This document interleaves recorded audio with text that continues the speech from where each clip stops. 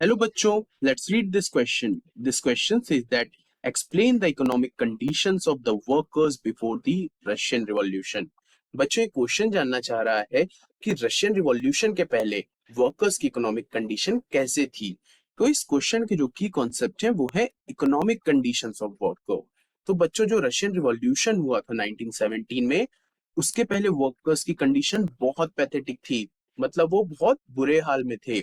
तो चलिए अब हम समझते हैं उन मेजर की पॉइंट्स के बारे में जो कि डिस्क्राइब करेंगे कि वर्कर्स की कंडीशन रशिया में कैसी थी। तो सबसे पहला की पॉइंट ये है कि जो 85% पॉपुलेशन थी रशिया की, वो सिर्फ एग्रीकल्चर पे डिपेंडेंट थी।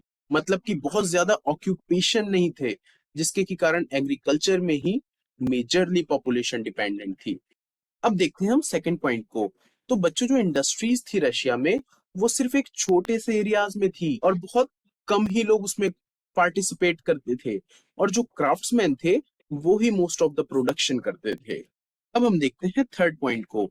तो बच्चों जो मोस्ट ऑफ द इंडस्ट्रीज थी वो इंडस्ट्रियलिस्ट की प्राइवेट प्रॉपर्टी थी, मतलब उसमें जनता का कोई अधिकार नहीं था। जनता सिर्फ वहां काम करती थी और उसका कोई डिसीजन मेकिंग नहीं थी। So these are the 3 points describing the economic conditions of workers before the Russian Revolution. I hope you understood well. Best of luck.